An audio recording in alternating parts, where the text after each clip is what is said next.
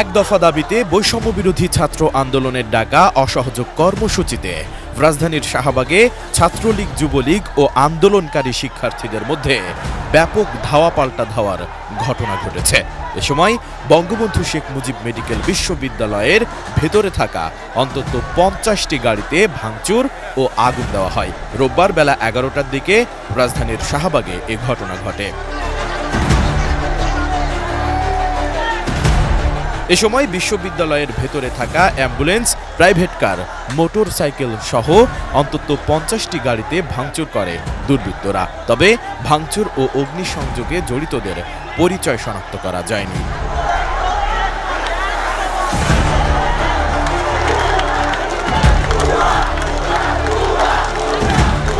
এর আগে সকালে শিক্ষার্থীরা শাহবাগে এলে ছাত্রলীগ, যুবলীগ নেতাকর্মীরা প্রথমে ধাওয়া দেওয়ার চেষ্টা করে তাদের। পরে শিক্ষার্থীরা তাদের পাল্টা ধাওয়া দিলে ছাত্রলীগ, যুবলীগের নেতাকর্মীরা বঙ্গবন্ধু শেখ মুজিব মেডিকেল বিশ্ববিদ্যালয়ের মধ্যে ঢুকে পড়ে।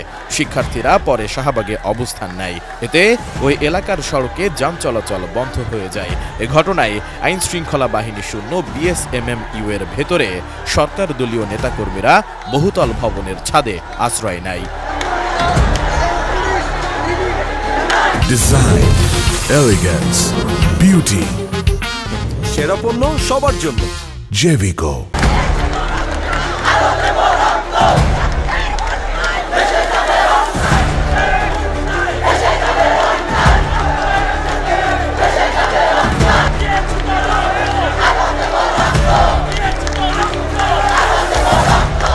প্রথম দিকে শাহবাগে সতর্ক অবস্থানে পুলিশ সদস্যরা উপস্থিত থাকলেও পরে কোনো পুলিশ সদস্যকে সেখানে দেখা যায়নি। পরে শাহবাগ থানা পাহারায় কিছু পুলিশ সদস্যকে দায়িত্ব পালন করতে দেখা গেছে।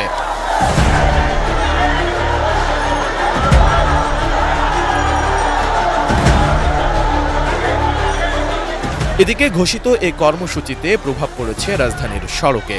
নেই পরিবহন, চলছে শুধু রিকশা, সিএনজি। বিএসএমএমইউ এর ভেতরে আগুন দেওয়ার ঘটনায় আতঙ্কিত হয়ে পড়েছেন সেখানে আসা রোগী, স্বজন ও সাধারণ মানুষ সহ সকলেই।